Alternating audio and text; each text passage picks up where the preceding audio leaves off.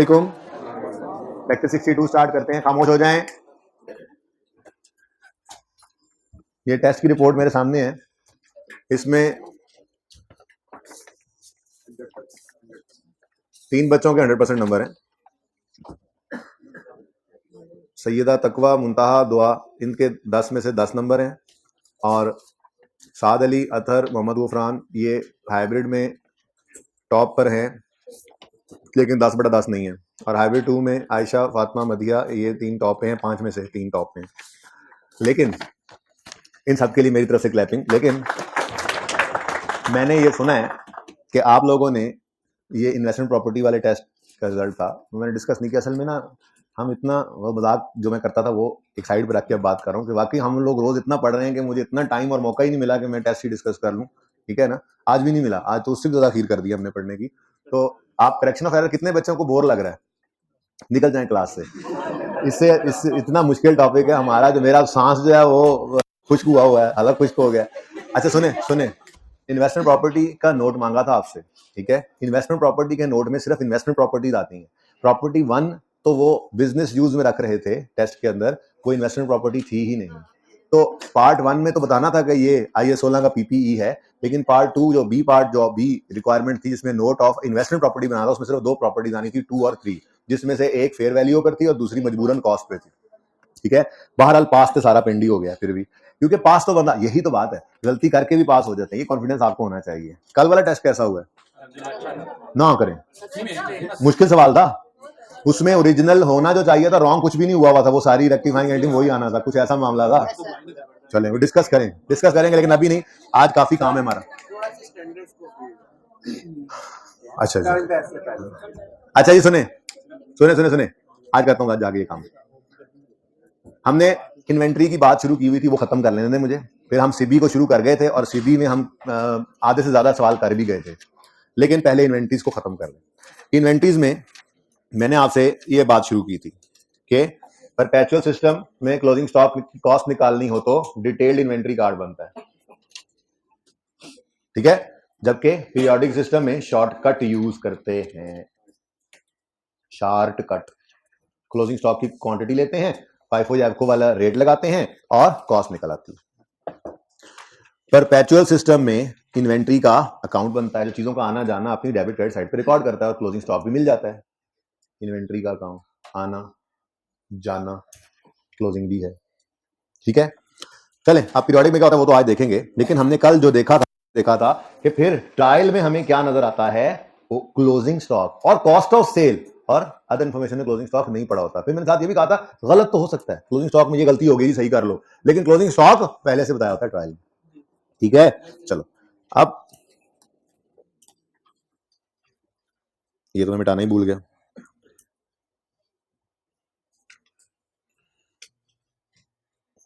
अच्छा जी, उसके बाद अब कल मैंने आपको एंट्रीज करवा दी थी, ऐसे ही है।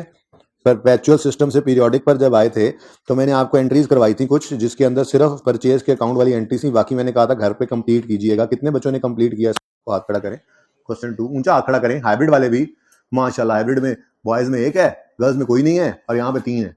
सुभान अल्लाह। यार आप लोग करते क्या रहते हो? फिर टर्म टेस्ट की तैयारी कर रहे हो? टर्म टेस्ट की तैयारी में ये भी होना है।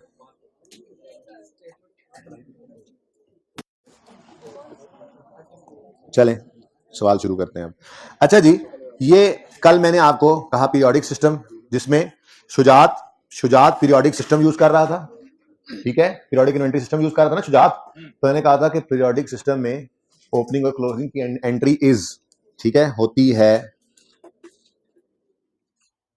तो वो आपको सिखानी है। ठीक है जी, ओपनिंग की भी एंट्री होती है और क्लोजिंग की भी एंट्री होती है, अभी सीख लेंगे, हमने सीख ली थी पिछली क्लास में। दूसरी बात मैंने कहा था, इन्वेंट्री की बजाय परचेजेस का अकाउंट बनता है। तो ओपनिंग सबसे पहले 140 रुपए का जो ओपनिंग है स्टॉक, उसकी एंट्री देखेंगे एंड पे। फिर ये जो 3 परचेजेस हुई थी डिफरेंट डेट्स पर, इन तीनों की एंट्री हमने पास की थी, परचेजेस डेबिट, क्रेडिटर क्रेडिट। तो ये entry purchases debit creditor credit, 4 फरवरी को 160 परचेजेस डेबिट क्रेडिटर क्रेडिट। ये देखो ना, 160, 340 और 800, ये 3 परचेजेस थी ना, 4 फरवरी, 18 फरवरी और 27 फरवरी को। ये 3 एंट्रीज कल क्लास में करवा के भेजी थी आपको, purchases debit, purchases debit, purchases debit creditor credit. ठीक है, उसके बाद फिर मैंने कहा था सेल का डे वाइज रिकॉर्ड तो अवेलेबल नहीं है, क्लोजिंग स्टॉक उन्होंने बता दिया, ओपनिंग परचेज पड़ी है, तो हमने एक छोटी सी रेकंसिलिएशन बनाई थी ये, जिसने कहा था 5 पड़े, 35 परचेज किए, अवेलेबल फॉर सेल 40 हैं, 8 अभी भी स्टॉक में पड़े, तो मतलब 32 बिक गए हैं। तो फिर 32 की एक ही बार सेल की एंट्री की थी, उसके साथ तो मैंने डेट 28 फरवरी डाल दी थी मजबूरन, डेट तो कोई नहीं डाल सकती थी ना, पता नहीं किस दिन सेल हुई, तो बार 28 फरवरी डाल दो, मंथ के एंड पे एक दफा सेल, डेटर डेबिट सेल, ठीक है। उसके बाद बाकी एंट्रीज भी देख लें, ये तो हो गया ओपनिंग की एंट्री अभी पेंडिंग, परचेजेस की एंट्री की, सेल्स की एंट्री भी कर डाल दी। अब पॉइंट 1 एडिशनल फॉर्मेशन की एक एंट्री, ये पुरानी थी, entertainment expense debit, utility expense debit, repair expense debit और कैश क्रेडिट, ये 28 फरवरी को ये सेम एंट्रीज आ गई, ठीक है। ओपनिंग क्लोजिंग की भी एंट्री मिसिंग है। उसके बाद सही है ना, ये करके आना चाहिए था आपको। Then all purchase and sales are on credit, ये कल ही पढ़ा दिया था। Payment received from debtor is 1520, इसकी एंट्री बोलो पास होने वाले बच्चों, कैश डेबिट डेटर क्रेडिट। फिर payment made to creditor was 1200, entry creditor debit cash credit 1200। फिर ओपनिंग कैश 100 था, ओपनिंग कैपिटल, तो इसका सेलिंग प्राइस 60 रुपए थी, यही हमने यूज किया था, ठीक है। अब यहां तक कोई मसला है तो बताएं। ओपनिंग क्लोजिंग की एंट्री बिल्कुल एंड पे करवाऊंगा। परचेजेस की एंट्रीज करते हैं, अकाउंट परचेजेस का बनेगा, यहां पर अकाउंट बना था इन्वेंट्री का, बाकी सब अकाउंट सेम होने, ये देखो ये मैंने येलो किए हुए हैं जो accounts, creditor cash expense expense expense debtor sale, ये सब सेम है, फर्क सिर्फ कहां आना है, परपेचुअल सिस्टम में इन्वेंट्री का अकाउंट बना था और साथ में by product cost of sale भी बन गई थी। पीरियोडिक सिस्टम में इन्वेंट्री का अकाउंट नहीं बनेगा, कॉस्ट ऑफ सेल का अकाउंट भी नहीं बनेगा, बल्कि परचेज का अकाउंट बनेगा, और कॉस्ट ऑफ सेल हम जाकर निकालेंगे प्रॉफिट एंड लॉस बनाते हुए opening plus purchase less closing करके, ये सारा कुछ देख लेते हैं, ठीक है। तो ये जनरल एंट्रीज हैं।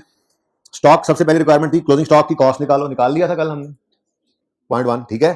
2 रिक्वायरमेंट नहीं है, ये वैसे ही आपको मैं करवा रहा हूं, ठीक है। और थर्ड रिक्वायरमेंट है लेजर्स बनाना, मतलब सेकंड रिक्वायरमेंट। तो पहली एंट्री ओपनिंग की बात में करवाता हूं, पहली एंट्री 4 फरवरी को परचेजेस डेबिट क्रेडिटर क्रेडिट, लेकिन पहले यहां पर इन्वेंट्री आया था, आज यहां पर परचेजेस आ रहे हैं, 4 फरवरी यहां पर 4 फरवरी और क्रेडिटर्स, ठीक है। 18 फरवरी को फिर एंट्री हुई परचेजेस डेबिट क्रेडिटर्स क्रेडिट, यहां पर अब परचेजेस का लेजर बन रहा है, ठीक है, क्रेडिटर्स, ठीक है। नेक्स्ट फिर एंट्री परचेजेस की, बीच में सेल वाली एंट्री आई नहीं, ठीक है ना, और सही है। तो परचेजेस डेबिट क्रेडिटर्स क्रेडिट 800 से परचेजेस आ गई 27 को, 27 फरवरी, और यहां पर क्रेडिटर्स और 27 फरवरी, ठीक हो गया जी। उसके बाद आखिर में 28 फरवरी वाली एंट्री पड़ी, एंट्री बोलो डेटर डेबिट कितने से, 1920 से डेटर्स डेबिट सेल्स क्रेडिट, एक ही एंट्री पास की हमने, यहाँ पे डेटर्स लिखा, यहाँ पर सेल्स लिखा, डेट 28 फरवरी लिखनी है तो लिख लो, ठीक है। उसके बाद बाकी वही पुरानी एंट्रीज थी, मैंने कॉपी पेस्ट किया है ऊपर से, ठीक है। एंट्रीज पोस्ट तो कर लेते हैं। एंटरटेनमेंट एक्सपेंस डेबिट, किधर गए मेरे एक्सपेंसेस, ये एंटरटेनमेंट एक्सपेंस 50 से डेबिट और कैश क्रेडिट, ये इकट्ठा 200 हुआ पड़ा, इस 200 के अंदर 50 भी है, 80 भी है और 70 भी है, ठीक है। तो पहली entry expense debit cash credit 50, दूसरी एंट्री मैंने टाइम बताया था, वक्त जगह बताई थी असल में, कैश डेबिट, क्योंकि मैंने ऐसे करके आपको कंपैरिजन में दिखाने हैं दोनों सिस्टम, बातें जब करनी है ऐसे करके, ठीक है ना, इसलिए जरा करीब करीब तंग तंग नोट किया होगा, ओके। दूसरी एंट्री यूटिलिटी एक्सपेंस 80 से डेबिट और कैश 80 से क्रेडिट। तीसरी एंट्री रिपेयर एक्सपेंस 70 से डेबिट कैश 70 से क्रेडिट, तो 200 इकट्ठा ही मैंने क्रेडिट लिखा, ठीक हो गया, ये एंट्री हो गई। उसके बाद डेटर से पैसे आए, तो कैश डेबिट डेटर क्रेडिट कितने से, 1520 से, यहां पे आपने कैश लिख दिया, इधर डेटर्स लिखा हो, ठीक हो गया। लास्ट एंट्री क्रेडिटर्स डेबिट 1200 से और कैश क्रेडिट ये 1200, ठीक हो गया जी, यहां पे आपने लिख दिया कैश, ठीक है, और ये क्रेडिट डन हो गया, सारी एंट्रीज आर ओवर, ठीक है। अब क्लोजिंग निकाल लो जो नया लेजर बना है, परचेज का क्लोजिंग कितना आ रहा है, 800 900 1300, देखो 1300 आ गया क्लोजिंग, ये क्लोजिंग कहां जाएगा, ट्रायल में, चलो बारी बारी चलते हैं, ठहर बाकी देख लो क्लोजिंग रहता तो नहीं है। परचेज का क्लोजिंग आ गया, ये सारे क्लोजिंग मैंने निकाले हुए थे, ऐसे ही सेल्स का क्लोजिंग आ गया 1920, डेटर का क्लोजिंग आ गया 400, क्रेडिटर्स का क्लोजिंग आ गया 100, पिछली क्लास में 100 था, करके देख लो, कल वाले सवाल में भी था ना, ठीक है, ठीक हो गया। अब ये सारे क्लोजिंग निकल चुके हैं, एक चीज जो भूलनी नहीं है वो है ओपनिंग कैपिटल। ओपनिंग कैपिटल को उठाकर फटाफट लिख लो, क्रेडिट पे 240, ये पढ़ा हुआ, ये ओपनिंग बैलेंसेस दिए थे, कैपिटल का ओपनिंग 240 है और कैश का ओपनिंग 100 है, वो कैश के लेजर में 100 लिख दिया था और कैपिटल को लेजर में ले गए, ट्रायल में ले गए थे, ठीक है। उसके बाद मेरे प्यारे बच्चों यहां पर हमारे पास ओपनिंग स्टॉक आएगा, क्या आएगा जी, ओपनिंग स्टॉक। इसको मैंने येलो किया और ओपनिंग को रेड डिब्बे में डाला, उसकी वजह यह है कि ऐसे ही मैंने कल किया था। अब देखना जरा, ट्रायल में कौन सा स्टॉक आ रहा था, क्लोजिंग, परपेचुअल सिस्टम था, ओपनिंग पीरियोडिक सिस्टम, ठीक है। और क्लोजिंग स्टॉक जो है, अच्छा ओपनिंग है कितना, ओपनिंग है कितना, ये सवाल में से ही निकल आया था, ओपनिंग कितना है, ये देखो 5 × 28 140, ये ओपनिंग स्टॉक आ गया यहाँ पे ट्रायल में डेबिट साइड पर, ठीक है। और क्लोजिंग स्टॉक आज अदर इन्फॉर्मेशन में जाएगा, cost of closing stock as per physical count is, ये हमने निकाली हुई है, फाइफो या एफको। अब पिछले में भी एफको पे चले तो एफको ही ले लूं, बोलो, पिछले में भी एफको लिया था ना, फाइफो भी ले, मैं एफको वाला लेके चला, ठीक है। तो क्लोजिंग स्टॉक की कॉस्ट कितनी है, ये ट्रायल में नहीं, ये अदर इन्फॉर्मेशन में पड़ा होगा, यहाँ यूं लिखा होता था, closing stock, cost of closing stock as per physical count is ₹288, ठीक है। ये फर्क नजर आ रहा है, यादें ताजा हो रही हैं। अगली बात, ये देखो इन्वेंट्री का लेजर नहीं बना और साथ कॉस्ट ऑफ सेल भी नहीं बना, बल्कि आज परचेजेस का लेजर बन रहा है, और ये 1300 परचेजेस का क्लोजिंग है, जो बचपन की तरह से आज भी आपको ट्रायल में नजर आएगा डेबिट साइड पर। अब ये देखो, ये भी मैं येलो कर रहा हूं, क्यों, क्योंकि ये इधर भी येलो है लेकिन वहां पे परचेजेस नहीं है। अब दोनों में फर्क देखो, अगर पीरियोडिक सिस्टम है तो ट्रायल में क्लोजिंग स्टॉक और कॉस्ट ऑफ सेल, अगर परपेचुअल सिस्टम है तो ट्रायल में ओपनिंग स्टॉक और परचेजेस, अगर पीरियोडिक सिस्टम है तो ट्रायल में क्लोजिंग स्टॉक और cost of sale, other information closing stock नहीं पड़ा, पूरी बात ये है। और अगर परपेचुअल सिस्टम है तो पीरियोडिक सिस्टम है तो ट्रायल में ओपनिंग स्टॉक और purchases, closing stock other information नहीं, कॉस्ट ऑफ सेल तो आप खुद निकालते थे, opening stock plus purchase less closing stock करके, जबकि यहां पर आपको cost of sale readily available थी जो आपने उठाकर लिख ली थी, याद आ रहा है, ठीक है। चलो बाकी भी जल्दी जल्दी अब लिख लो, क्लोजिंग्स जो रह गए, परचेजेस का हो गया, ओके, परचेज क्लोजिंग चला गया। अब तरतीब वही रख लेता हूँ जरा ताकि एक जैसा लगे, सेल्स डेटर्स, सेल्स का क्लोजिंग है 1920 और डेटर्स का क्लोजिंग है 1520, ठीक है, ये हो गए दोनों। उसके बाद क्रेडिटर्स और कैश उठा लो, क्रेडिटर्स का क्लोजिंग 100 है, कैश का क्लोजिंग 220 है। अच्छा ये 1520 मैंने कहां से उठाया, किसी ने बताया, दो गई, क्रेडिटर्स का क्लोजिंग 100, कैश का क्लोजिंग 220, ठीक हो गया। उसके बाद 3 एक्सपेंसेस रह गए, ये एंटरटेनमेंट, यूटिलिटी और रिपेयर, एंट एक्सपेंस, यूटिल एक्सपेंस और रेप एक्सपेंस, 50, 80, 70, टोटल करके देख लो, यही है, पिछली क्लास वाला मैंने मिटाया नहीं है, करके देख लो, मिटा देता हूं कहते हो तो, टोटल करो जल्दी से, ठीक है। आगे देखो, पीरियोडिक सिस्टम ये था, चलो परपेचुअल सिस्टम, ट्रायल में closing stock, cost of sale और अदर इन्फॉर्मेशन में क्लोजिंग स्टॉक नहीं है, और इनकम स्टेटमेंट में आते हुए closing stock, cost of sale readily available थी लिख दी, क्लोजिंग स्टॉक रेडीली अवेलेबल था लिख दिया ट्रायल से। पीरियोडिक सिस्टम में आए तो ट्रायल में ओपनिंग स्टॉक और परचेजेस आ गए, ठीक है, और क्लोजिंग स्टॉक अदर इन्फॉर्मेशन में पड़ा है। अब इनकम स्टेटमेंट बनाते हुए कॉस्ट ऑफ सेल हमें खुद निकालनी पड़ेगी। अब वन बाय वन चीजों को उठाते जाते हैं। सबसे पहले ओपनिंग कैपिटल है, ओपनिंग कैपिटल बैलेंस शीट में आएगा 240, ठीक हो गया। फिर ओपनिंग स्टॉक है 140, आपको पता है ओपनिंग स्टॉक आपका यहां पर आएगा, ये डिब्बा बनता है, कॉस्ट ऑफ सेल आज आप निकाल रहे हो, ठीक है। उसके बाद परचेजेस हैं 1300, ये भी इस डिब्बे में आएंगी, 1300 ट्रायल से उठाते जा रहे हैं चीजें। सेल्स नजर आ रही है 1920 की, 1920 की सेल्स नजर आ जाएंगी यहां पर, ठीक है जी, ओके। ओहो, नेक्स्ट डेटर्स हैं, ये करंट एसेट्स में डेटर्स कितने 400, फिर क्रेडिटर्स हैं 100 रुपए के, करंट लाइबिलिटीज में आते हैं 100 रुपया, फिर कैश एसेट है 220, ये आ गया, फिर 3 अदद एक्सपेंसेस हैं, 50 जमा 80 जमा 70 टोटल बनता है 200। तो हम इनको इकट्ठा ही यहाँ पे 200 लिख रहे हैं। अब ठीक है, आपकी इजाजत से मैंने ये लिख दिया। नेक्स्ट, अब जी ट्रायल खत्म हो गया। अब क्लोजिंग स्टॉक पड़ा है 288। इस 288 को क्या करते थे, मैं एंट्री नहीं बोल रहा, मैं कह रहा हूं क्या करते क्या थे आप इसका। आप इसको कॉस्ट ऑफ सेल्स में से करते थे माइनस, ये 288 है, कॉस्ट ऑफ सेल्स से करते थे माइनस, और जाकर लिख देते थे आप इसको क्लोजिंग स्टॉक एसेट्स के अंदर। यानी आप उसको कॉस्ट ऑफ सेल्स में निकाल के एसेट बना लेते थे। कहते थे ये एक्सपेंस नहीं है, निकालो, ये भी एसेट है, रख दो एसेट में। तो करंट एसेट्स में एक एसेट बढ़ा है, बढ़ा है नहीं बढ़ा? एसेट बढ़ने की एंट्री क्या होती है? Asset debit. तो ये क्लोजिंग स्टॉक बढ़ा है तो क्लोजिंग स्टॉक डेबिट, और cost of sale is an expense. Cost of sale is an expense. Expense minus हो रहा है या प्लस हो रहा है?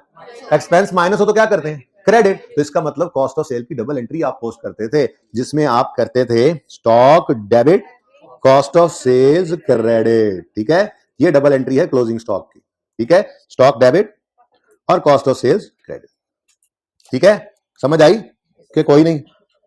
ये करते थे ना, बस एंट्री शायद ना पता हो किसी को, लेकिन ये पता तो है ना, क्लोजिंग स्टॉक यहां से माइनस करके यहां पर रखते हैं। तो ये देखो, एसेट में लाकर एक एसेट्स में आकर एक एसेट जो है वो बढ़ गया, एक एसेट बढ़ा, एसेट डेबिट, और दूसरी तरफ कॉस्ट ऑफ सेल क्रेडिट, कम हो गई। ठीक है, ये है क्लोजिंग स्टॉक की जनरल एंट्री। समझ, किसको नहीं समझ आई ये एंट्री?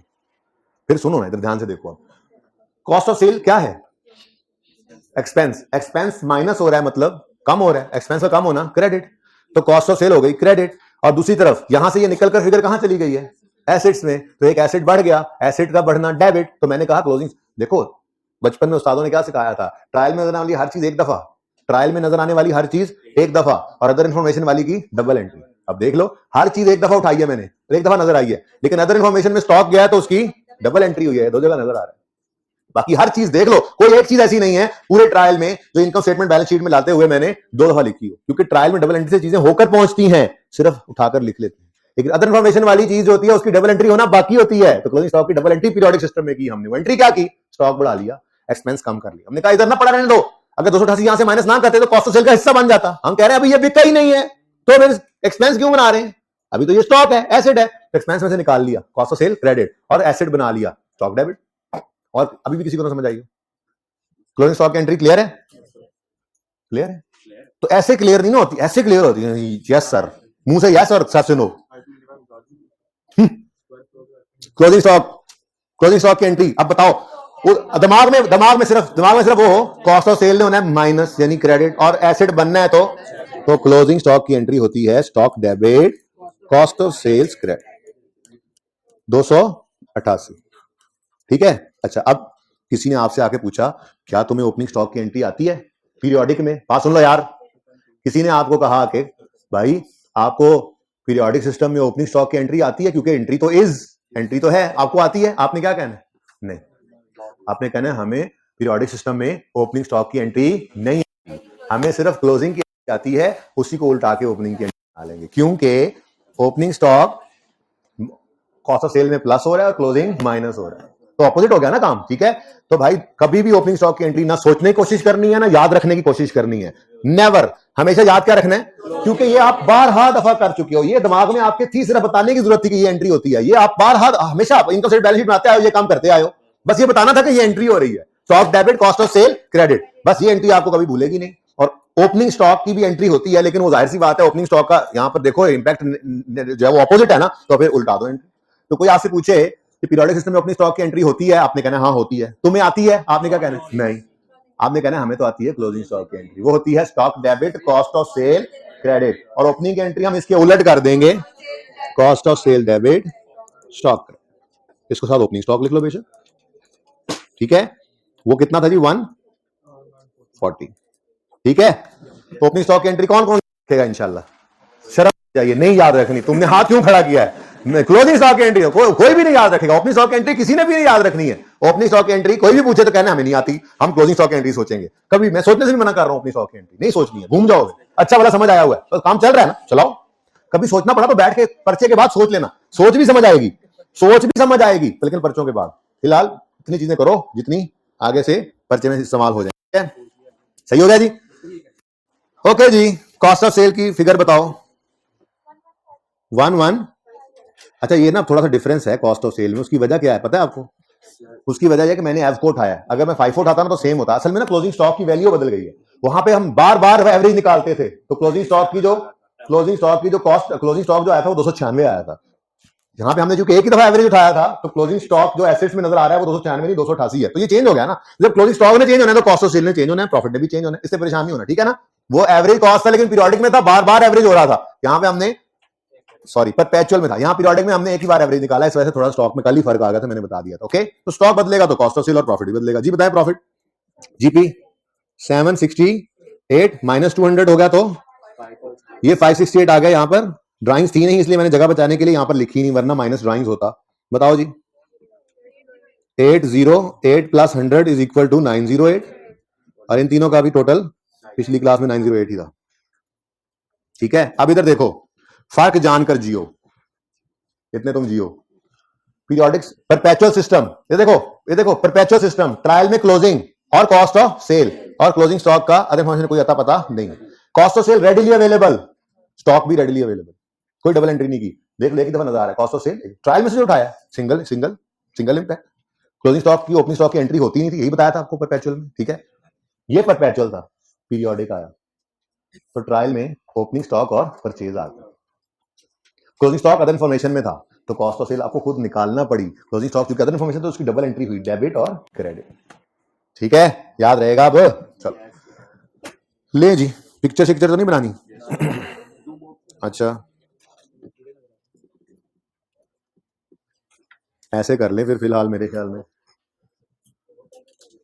कल जो खींच ली थी वो तो सिर्फ एंट्री थी ना, 2-4,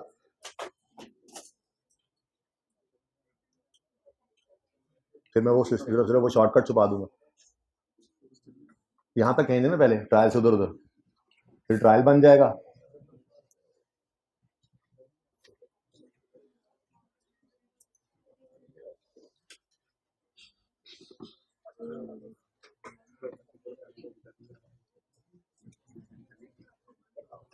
ये पीरियोडिक सिस्टम है, लिखने की जरूरत नहीं, आपको नजर आ रहा है कि अगर परचेजेस का अकाउंट नजर आ गया, ट्रायल में परचेज नजर आया, तो मतलब परचेज का अकाउंट बनाया तो उसका क्लोजिंग निकल के आया है ना, तो परचेजेस का अकाउंट नजर आ रहा है मतलब पीरियोडिक।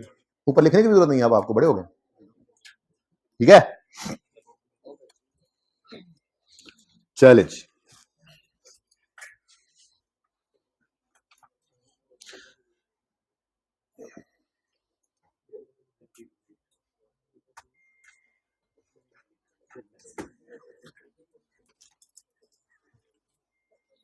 जी, नेक्स्ट पेज पे आए, पेज 479 पे, क्वेश्चन नंबर 3 पे आ जाए। अगला काम शुरू करें, कोशिश करनी है 15 मिनट में 20 मिनट में ये हो जाए, उसके बाद फिर सीबी वाले सवाल पे मूव कर जाएंगे इंशाल्लाह। नहीं, पीर को हाफ, क्योंकि सटामती वाला नहीं ना होगा, तो लेकिन हम इंशाल्लाह पीर वाले दिन स्टेटमेंट ऑफ चेंज इक्विटी पहली अपनी जिंदगी की बना डालेंगे, एक सिंपल सा सवाल, या फिर उसकी बेस बना डालेंगे, दोनों में से एक काम करेंगे, क्योंकि डिविडेंड्स क्या होते हैं, एंट्रीज क्या होती हैं, कितनी किस्म के होते हैं, ये आपको पता ही नहीं है अभी। इशुएंस ऑफ शेयर कैपिटल क्या होता है, उसकी जर्नल एंट्रीज क्या होती हैं, तो ये दो अहम काम है, इशुएंस ऑफ शेयर कैपिटल और डिविडेंड कितनी किस्म के और उनकी जर्नल एंट्रीज, सारे टॉपिक में यही चलना है, इसमें भी IAS 8 में भी। तो वो बुनियाद मंडे को बन जाएगी इंशाल्लाह, इसलिए पूरे दिल जमई के साथ आइएगा, लाजमी आइएगा, छुट्टी की बिल्कुल कोशिश ना कीजिएगा, क्योंकि फिर अगले 14-15 लेक्चर फिर आपके ऐसे खूब खाते चले जाने, अगर आपको वो समझ ना आई तो। ठीक है, टेस्ट डिस्कशन मैं ट्यूसडे को कर दूंगा। इस वक्त तो देखिए, एक बार जब वो हो जाएगा ना, तब स्टेटमेंट इक्विटी का टॉपिक है, अब वो टॉपिक ऐसा है कि उसमें अगर मैं एक सवाल करूँ तो 20 मिनट में भी हो जाएगा, 25 मिनट में भी हो जाएगा, तो फिर वहां पर जाके गुंजाइश निकलेगी, ये तो गुंजाइश नहीं दे रहा। ये बेसिकली करेक्शन ऑफ एरर मैं इंट्रो में करा रहा होता तो ईजी होता, क्योंकि उसके अंदर पहले आपको पढ़ाया होता मैंने इन्वेंट्री, पहले पढ़ाया होता बैड डाउटफुल डेट, पढ़ाया होता आपको बुक्स ऑफ प्राइम, सारे टॉपिक्स पढ़ने के बाद रेक्टिफिकेशन एंड पे आता होता है वहां पे, अगर आता पहले जब आता था तो। ठीक है, तो उसमें सिर्फ आपने करेक्शन करना होता है टॉपिक, लेकिन यहाँ पे मजबूरी है कि मैं आपको 6-7 टॉपिक करा रहा हूँ, तो ये एक बड़ा ही मेरे ऊपर बोझ एक तरह का इस टॉपिक का था। आप में तो बोझ नहीं, आपने तो पहले ही पढ़ा हुआ है, आप चीजों को आप कनेक्ट करके आप करते जा रहे हैं सवाल, तो मेरे हिसाब से ये बहुत हैवी एरिया है मेरे लिए, क्योंकि बहुत सारी चीजों को देखकर साथ लेकर चलना पड़ रहा होता है। तो आगे जाके इंशाल्लाह रिलैक्स हो जाना है, फिर मुझे इक्विटी के अंदर जाके जाते ही आप कहेंगे लो जी अब तो सुकून हो गया। अच्छा अच्छा, शहरियार है को हमारी क्लास में, पिछली में तो है था। चले हमारा क्या नाम है, नाम क्या तुम्हारा?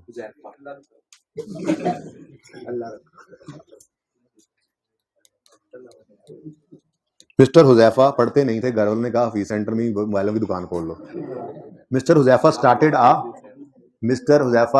a business of selling mobiles in Hafiz Center. Centre की स्पेलिंग गलत है। As on 31 December 2015 he had 10 mobiles in his closing stock which were purchased for 70,000 each. Easy नहीं लेना, 10 मोबाइल हैं और हर 70,000 का खरीदा है तो 7 लाख का तो स्टॉक पड़ा है इसके पास। तुम लोग इजी ले रहे हो, 7 लाख का स्टॉक पड़ा है इसके पास। Normally he sells each mobile for 85,000। अभी फिलहाल में इसने काम शुरू किया तो दुकान नहीं खोली इसने बाहर ना वो जो काउंटर लगा होता है ना बाहर बरामदे में, अभी वहां बैठा है, तजर्बा लेगा। आधा सी बात है भाई, तजर्बा पहले करेगा, मार्केट को समझेगा। दुकान पे जाना काफी खर्चे वाला काम है, थोड़ा मार्केट को समझेगा, थोड़ा ये देखो आहिस्ता आहिस्ता करके बिजनेस के अंदर बढ़ना होता है। पहले ही दिन जो है वो पूरा फ्लोर किराए पे ले ले और फिर अब्बा जी के भी सारी जमा पूंजी लगा के और फिर घर आके बैठा हूँ, चला नहीं, ऐसा तो नहीं होता ना।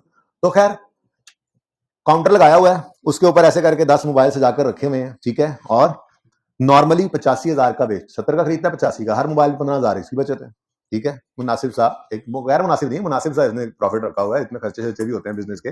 अब जबान का चस्का तो इसको है, वहां पे फ्राइज बड़े अच्छे मिलते हैं, तो इसने ना फ्राइज मंगा कर रखे 31 दिसंबर 2015 की शाम को, ठीक है। और फ्राइज रखे और कहीं ऐसे मोबाइल में किसी और चीज में जरा मसरूफ हुआ तो एक कौवे ने हमला किया, कौवे ने चपटा मारा फ्राइज पे, साथ ही 2 मोबाइलों पे भी चपटा लगा और वो मोबाइल नीचे गिरे और उनकी एलसीडी वगैरह टूट गई। अब ये कहानी है। अब मुझे एक बात बताओ, हुजैफा जब 31 दिसंबर की शाम को घर जा रहा होगा बोझल दिल के साथ और कदमों के साथ, तो क्या सोचता जा रहा होगा इन टूटे हुए मोबाइल, टूटे हुए दिल नहीं, दिल तो टूट जाता है, मोबाइल ऐसे गिरा, उठाने से पहले या अल्लाह दिल ना टूट गया हो। बल्कि एक शेख साहब का कहा था ना, अल्लाह करे लात टूटी है। खैर सुना हुआ है ना लतीफा, मोबाइल जेब में मोबाइल था और वो हाँ गिर गया मोबाइल, तो वो कहने लगे कि आवाज आई कड़क की, तो कहने अल्लाह करे लात हो मोबाइल। तो बोझल कदमों के साथ जो हुजैफा साहब घर जा रहे हैं उन 2 मोबाइल के बारे में, तो क्या सोचते जा रहे हैं? आप भी सोचो, पता लगेगा भाई। ये सोचते हुए जा रहे होंगे कि अब ये 85 का तो नहीं बिकेगा, बल्कि इस हालत में तो बिकेगा ही नहीं, एलसीडी टूट चुकी हैं। अब सबसे पहला काम तो क्या करना पड़ेगा, इन्हें रिपेयर कराना पड़ेगा, उस पर कॉस्ट लगेगी। हो सकता है कि वहां पे जो वो सेलमैन फिर रहे होते हैं, जो बंदों को घेर घूर के ले आते हैं, ऐसे किसी बंदे को भी कहना पड़े कि ये 2 मोबाइल जो टूटे हैं, इनमें से आप मोबाइल बेचोगे तो आपको जो है कुछ पैसे मैं उसमें से दूंगा, तो फिर कहीं जाकर ये मोबाइल बिकेगा। लेकिन वो भी 85 का नहीं बिकना, क्योंकि अब ये ओरिजिनल नहीं रहा। एलसीडी टूट कर एलसीडी पैनल चेंज हो गया, तो अब ये वो ए पेयर तो नहीं रहा, अब ये बी पेयर हो गया, ठीक है। अब ये खुल गया मोबाइल, ठीक है। अब ये सारी बातें सोचता हुआ जा रहा है हुजैफा का, ठीक है। तो सवाल पढ़ते हैं। Mister Huzaifa started a business of selling mobiles in Hafeez center as on 31 January 2015 he had 10 mobiles in his closing stock which was purchased for 70,000 each. Normally he sells each mobile for 85,000। On the evening of 31 December 2015 a crow attacked and 2 mobiles fell down and got badly damaged. These damaged mobiles could be sold for 75,000 each. ये अब 75 के बिक सकते हैं, लेकिन वो सूरत में after incurring a repair cost of 10,000 each and selling cost of 5,000। यानी अगर अब आपने टूटे हुए मोबाइल बेचने हैं तो पहले 10,000 का सही होगा, 5,000 कमीशन देंगे और फिर 75 के जाके बिकेंगे। 85 वाली कहानी तो भूल ही जाओ। और रिक्वायरमेंट है कैलकुलेट द, ये वैल्यू का लफ्ज ना पहली बार आपको सुनने में आ रहा है। वैल्यू आज तक नहीं, मैं 2-3 दिन से स्टॉक बढ़ा रहा हूं, किसी ना किसी वक्त कॉस्ट लगे हुए थे, ठीक है ना। वैल्यू का लफ्ज आज तक अभी हमने यूज किया था, लेकिन बैलेंस शीट के अंदर आपका स्टॉक कॉस्ट पे नहीं आता बल्कि वैल्यू पर आता है। अब ये वैल्यू क्या होती है? ये वैल्यू है वो जो IAS2 इन्वेंटरीज ने कहा है। IAS2 स्टेट्स दैट, हाँ सबर बनू के लिख लें, IAS2 states that inventories inventories, IAS2 standard है ना इन्वेंटरीज का। IAS2 states that inventories are valued not, अब यहां पे लफ्ज कॉस्ट इस्तेमाल नहीं हो रहा, इन्वेंटरीज को वैल्यू करना है एट लोअर ऑफ कॉस्ट और NRV, कॉस्ट और NRV, ठीक है जी। तो इन्वेंटरीज की वैल्यू जो बैलेंस शीट में नजर आनी चाहिए, स्टॉक की इन्वेंट्री की वैल्यू वो होनी चाहिए लोअर ऑफ कॉस्ट और NRV। तो आपने इन्वेंट्री जो आपके पास पड़ी होगी उसको आपने चेक करना है ईयर एंड पे कि इस इन्वेंट्री की कॉस्ट लोअर है कि NRV। जो लोअर होगा वही उसकी वैल्यू होगी, वही उसकी वैल्यू होगी। ठीक है, ये IS 2 ने कहा था। खैर अब हम शहरयार के सवाल की तरफ आते हैं, बल्कि नहीं, ये हो जाता है हमारा क्वेश्चन नंबर 3। और सबसे पहला स्टेप जो इस तरह के सवालों में हुआ करेगा वो हम लिख लिया करेंगे कि हमारे स्टॉक की कॉस्ट है कितनी। ठीक है, तो cost of closing stock, total cost closing stock की कितनी है, इधर ही लिख लिया। 10 मोबाइल्स पड़े थे इसके पास, हर एक इसने खरीदा था 70,000 रुपए का बेचारे ने,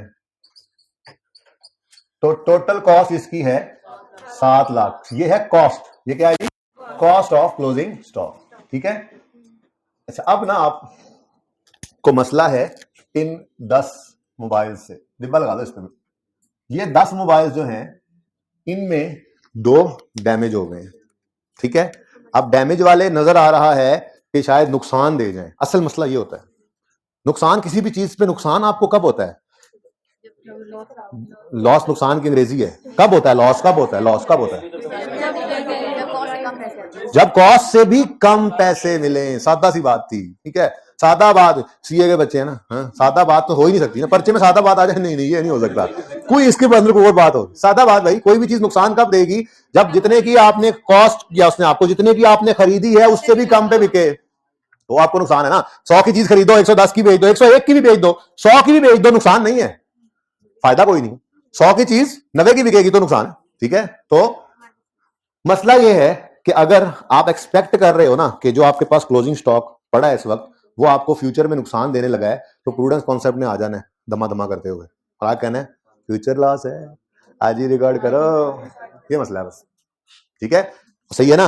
अच्छा, तो एक बात तो ये हो गई कि हमें मसला क्या है कि फ्यूचर में जो हमारा स्टॉक पड़ा हुआ है वो लॉस ना दे जाए। अगर दे रहा है चेक करेंगे, अगर दे रहा है तो फिर लॉस आ। और ये NRV है क्या, नेट रियलाइजेबल वैल्यू, कि मिलना क्या है स्टॉक।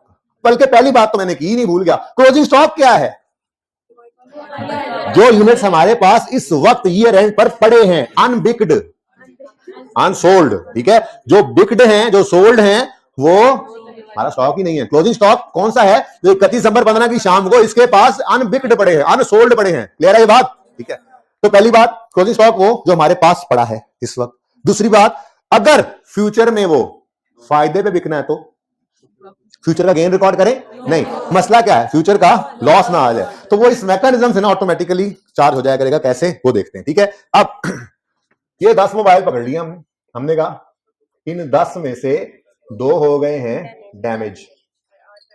ठीक है जी, और बाकी गुड है। डैमेज्ड मोबाइल्स की कॉस्ट निकाल के दे दो मुझे। कॉस्ट, कॉस्ट बदल जाएगी ना, डैमेज होने से कॉस्ट बदल जाएगी ना, डैमेज होने से कॉस्ट बदलेगी, कॉस्ट बदलेगी कॉस्ट क्यों बदलेगी, जितने के खरीदे थे वही कॉस्ट है कि भाई जिसने जहां से इसने खरीदे थे शाम को वापस जाते हुए 31/15 की शाम को उधर ले गया, भाई ये ना कवे की वजह से गिर के टूटे हैं, तो 70 के आपने मुझे बेचे थे, थोड़ा कम कर देते हैं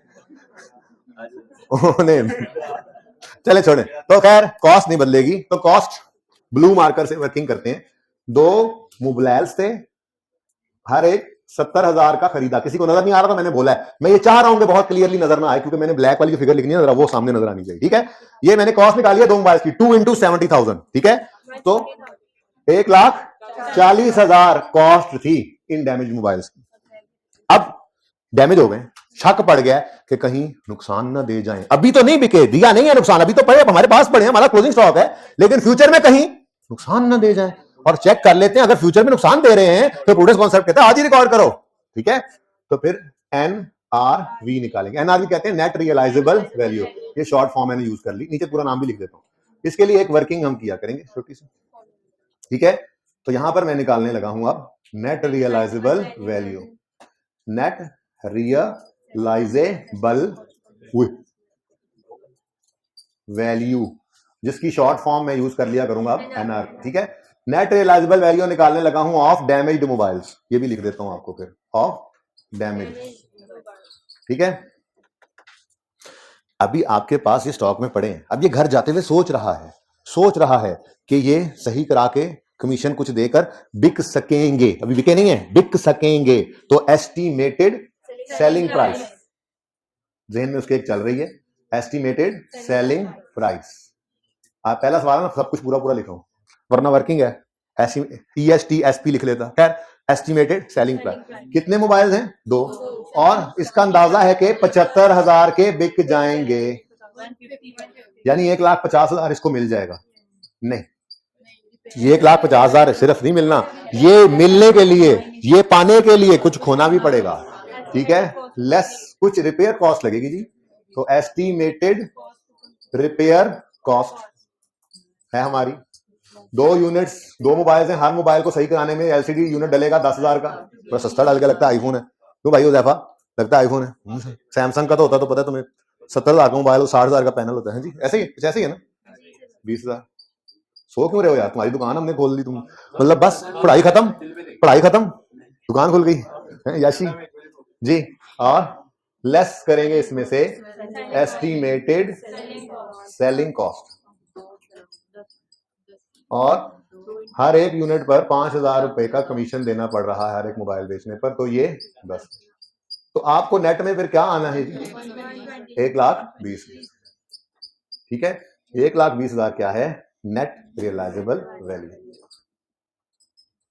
ठीक है जी, डन। अब आपके पास एक चीज पड़ी है 140 की, और वो फ्यूचर में जितना मर्जी जोर लगा लें आपको 120 रुपए लाकर दे रही है, तो फिर 20,000 का लॉस आ गया ना। वो रिकॉर्ड कैसे करते हैं, दोनों सिस्टम में डिफरेंट तरीका होता है, उसको छोड़े फिलहाल, मैं अभी उसमें इंटरेस्टेड नहीं, मैं NRV लॉस समझा लूं होता क्या है, ठीक है ना। बाकी सवाल में कहीं जरूरत पड़ेगी तो एंट्रीज भी देख लेंगे, कोई मसला नहीं है जी। तो मुझे बताओ, कॉस्ट 140 हो, NRV 120 हो, तो दोनों में लोअर क्या है? बड़ा मुश्किल सवाल था जी, 120 ही लोअर है, तो ये इसकी वैल्यू है। तो इधर देखो, ये क्या है? ये वैल्यू ऑफ क्लोजिंग स्टॉक इस हिस्से की कितनी आ गई? 1,20,000, ठीक है जी, क्लियर। आगे बढ़ते हैं, बाकी गुड स्टॉक भी तो पड़ा है, ठीक है। वो कितने यूनिट्स हैं? 8 यूनिट्स हैं, और हर एक वो भी 70,000 का ही खरीदा था, 560,000, 5,60,000 का ये भी है। अब देखो, जो गुड स्टॉक होता है ना, उस पर NRV टेस्ट लगाने की जरूरत नहीं होती, क्योंकि अगर गुड स्टॉक भी आपका लॉस पे बिकना है तो फिर कारोबार बंद करो, जाओ फिर मोबाइल ना बेचो, फिर अम्ब बेचो, मैंगो। बात समझे नहीं? अच्छा, आप कहते हो नहीं हमने तो आजमाना है, वैसे तो जो नॉर्मल सेलिंग प्राइस है सही मोबाइल्स की वो कितनी है? 85,000 ना, तो 8 सही वाले हैं, 85,000 के बिक जाएंगे, 6,80,000 के रिपेयर कराने पड़ेंगे। अच्छा, वैसे तो सेलिंग कॉस्ट भी उसने नहीं लिखा हुआ इन पे देनी, लेकिन आप जिद करते हो नहीं जी सेलिंग कॉस्ट तो हर एक पे देनी पड़ती है, ले लो 1,000 कितना था? 5,000 सेलिंग कॉस्ट हर एक पे लगती है जी, ठीक है। कितना? 40,000, तो 6 लाख। ये क्या है? NRV, ठीक है ना। अब देखो, आपके पास एक चीज 560 की पड़ी है, फ्यूचर में वो बिक जाएगी 640 की, तो फ्यूचर का लॉस है कि गेन है? तो गुड यूनिट्स पे NRV टेस्ट लगाने की मेरा नहीं ख्याल कोई जरूरत भी होती है, ठीक है। आप सिंपली क्या कर दिया करें, चेक करना तो कर लें, लेकिन नजर आ जाएगा आपको, आप लिख दिया करें नॉट एप्लीकेबल। NRV क्या निकालनी? फ्यूचर, अगर हमें गुड यूनिट्स में भी फ्यूचर में लॉस ही देना है तो फिर दुकान क्यों खोली, बंद करें, जाएगा चिपस लगाएं जी। तो लोअर क्या है? 560, ये कॉस्ट पर ही पड़ा होता है, नॉर्मली कॉस्ट पर ही स्टॉक पड़ा होता है, वही लोअर होती है, क्योंकि आप कारोबार कर रहे हो। कॉस्ट मतलब जितने पड़ा, NRV जितने आप ला देगा स्टॉक, तो नॉर्मली कॉस्ट ही कम होती है। तो नॉर्मल इवेंट्स के अंदर नुकसान का खर्चा कब आता है? जब जितने की चीज पड़ी उससे भी कम पैसे रियलाइज होने जा रहे हैं फ्यूचर में, तब नुकसान है, ठीक है, सही है। तो दोनों को टोटल करें जी, 680,000, 680,000 ये आ गया जी, ये वैल्यू ऑफ क्लोजिंग स्टॉक, ठीक है। ये क्या है? वैल्यू, और ये है वो फिगर जो अपीयर होती है बैलेंस शीट में। This figure will appear in statement of financial position, ठीक है जी। ये था जी आपका NRV का कॉन्सेप्ट। एक छोटी सी बात और भी देख लें, 700 से स्टॉक को राइट डाउन कर लिया हमने 680 पे, राइट डाउन ऑफ इन्वेंटरी भी इसको कहते हैं NRV लॉस पे रिकॉर्ड करने को, ठीक है। तो कितना डिफरेंस आ रहा है? ये 20,000 का डिफरेंस, ये NRV लॉस कहलाता है। ये क्या है जी? NRV लॉस की फिगर है ये, ठीक है ना। वो बेसिकली इसी पर ही आया है, फ्यूचर में जो लॉस रिकॉर्ड होना था आज ही कर लेंगे। अब वो पीरियोडिक सिस्टम में सिर्फ क्लोजिंग स्टॉक को कम करते हैं तो कॉस्ट ऑफ सेल बढ़ जाती है, खुद ब खुद चार्ज हो जाता है, और परपेचुअल सिस्टम में इसकी एंट्री करनी पड़ती है, cost of sale, debit, inventory credit. लेकिन मेरे लिए जरूरी नहीं है, मेरा नहीं ख्याल कि इसकी को जरूरत है, हमें पड़ेगी तो मैं एंट्रीज लिखवा भी दूंगा, ठीक है। बहरहाल फिलहाल सिर्फ ये समझाना था एनआरवी लॉस होता क्या है और कैसे कैलकुलेट होता है। क्वेश्चन नंबर 4 पढ़ें, जल्दी से करें, उसके बाद 5 आपका होगा।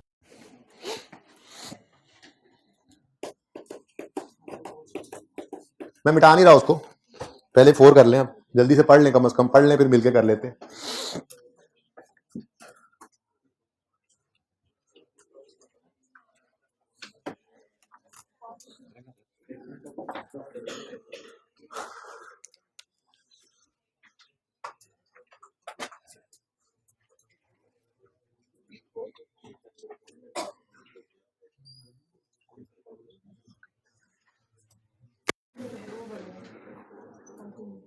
जिन्होंने पढ़ लिया वो शुरू कर दें करना, इसी तरह से करना है।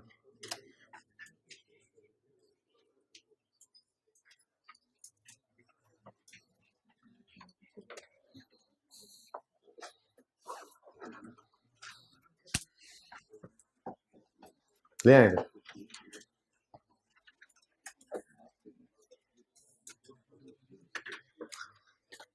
पढ़ लिया, ये देखें आप मिलके करते हैं।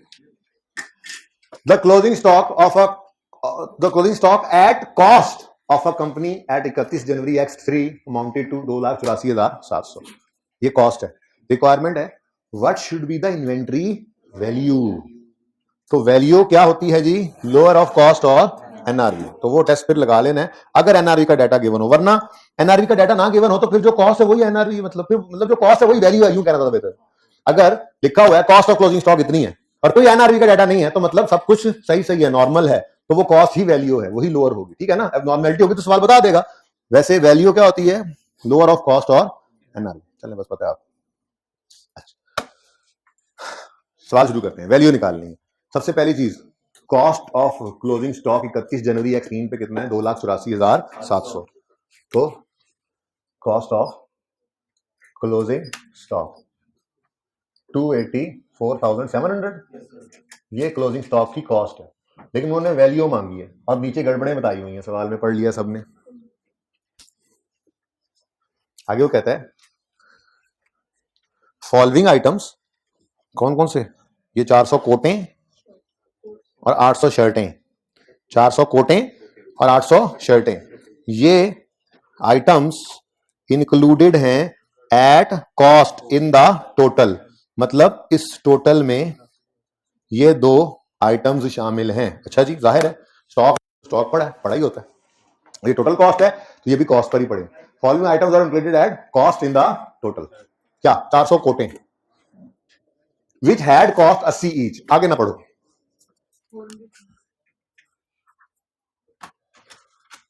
400 कोटें, 400 कोटें, इनकी कॉस्ट निकालनी है तो ब्लू मार्कर से जी। कितने कोटे हैं, 400 कोटे हैं और हर एक कोट की कॉस्ट उसी है। तो टोटल कॉस्ट ऑफ कोटें कितनी है, 32,000। ठीक है, ठीक है, ये टोटल कॉस्ट में ये शामिल है, कॉस्ट पे। Next, and normally sold for 1.5 lakh, 150 each, 1.5 lakh, 150 each, owing to a defect in manufacture. जैसे ये वेस्ट कोट है ना, वो कोट की बाजू नहीं थी, डिफेक्ट आ गया तो ठीक है। एक नहीं थी ना, मसला ये है, 2 होती तो वेस्ट कोट बन जाए, एक बाजू नहीं थी, एक थी। Owing to a defect in manufacture, लेकिन बेच फिर भी लिया कि मॉडल को बुलाया, उसको उन्होंने कहा कि यार तू एक बाजू वाला कोट पा के ना 2 कुछ अगर कैमरे से ला दे, बिक जाने ने। ठीक है, क्या करेंगे, जो पैसे भी आया उसका 5% तुम्हारा। ठीक है, तो वो कह रहा है owing to a defect in manufacture they were all sold after 31 January. भाई चाहे आप फरवरी में बेच दिए और फरवरी में बैठ के ये बना रहे हैं ना, तो 31 जनवरी पे अनबिक्ड हैं, 31 जनवरी पे स्टॉक ही हैं। चाहे वो यूं के अल्फाज भी बोल देना कि ये जनवरी के एंड पर इतने पड़े थे, इसके बाद बिक गए हैं। मैं फरवरी में बैठ के भी कह रहा हूं ना कि फरवरी में बिक गए हैं, तो 31 जनवरी पे तो बिके नहीं थे ना, तब स्टॉक थे। ठीक है ना, तो ऐसे जुमलों से कोई परेशानी होना कि सोल्ड हो गए, एक्चुअल सोल्ड हो गए। वो भाई जनवरी के बाद सोल्ड हुए ना, 31 जनवरी में तो स्टॉक ही है। ठीक है, तो उसको वही उसूल लगाना है जो पढ़ाए हैं। अच्छा, तो they were all sold after 31 January X3 at 50% off their normal price. 50%, 1.5 lakh normal price थी, आधी कीमत में बेच लिया हमने, एक बाजू वाला कोट बेचता। Selling expenses amounted to 5% of the proceeds, जो भी रिसीव होगा उसे कहा तो उसका 5% तुम्हारा। डिफेक्टिव है ये गुड्स, एनआरवी निकालना पड़ेगा इसके लिए। वर्किंग नंबर 1, तो एनआरवी ऑफ कोटे हैं, देखें बच्चों ये वर्किंग 1 है।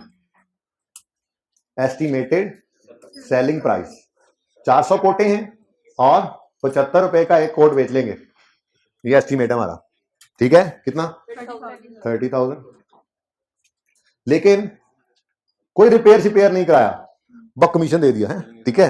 तो एस्टिमेटेड सेलिंग कॉस्ट है जी वो 30,000 जो रिसीव होना है ना प्रोसीड्स, उसका 5% हमने कहा जी हम दे देंगे कमीशन, तो ये बन गया 1500 और बाकी 28,500 अपने बोझे में, कोई रिपेयर नहीं करवाया। अब ये क्या है? Net realisable. अब हमने एक चीज 32,000 की खरीदी थी, नहीं थी रिटर्न पॉलिसी, जहां से आए डिफेक्टिव थे, नहीं वापस हो सकते थे, अब नहीं कर सकते हम, ठीक है, वो हमें कॉस्ट पड़ गई थी। अब वो जितना भी जोर लगा लें तो 28,500 ही लाकर दे रहे हैं हमें, तो फिर वैल्यू क्या है? लोअर, तो लॉस को रिकॉर्ड कर लेंगे, ये एनआरवी लॉस आ गया। 28,500 ये है वैल्यू, क्या है जी? ये वैल्यू, ठीक है, डन। नेक्स्ट, फिर शुरू से पढ़ के आते हैं, ये तो हो गया ना 1। Following items were included at cost in total 800 शर्टें विच हैड कॉस्ट 20 ईच। आगे ना पढ़ो, कोटें के साथ शर्टें, 800 कोटें, 400 कोटें और 800 शर्टें, शर्टें से भी आगे निकल के भाई शर्टें कह रहे हैं। अच्छा जी, हर एक की कॉस्ट कितनी है? तो 800 इंटू ₹20, क्या है टोटल कॉस्ट कितनी आई थी? ठीक है जी। These two were found to be defective, इनके कॉलर नहीं थे।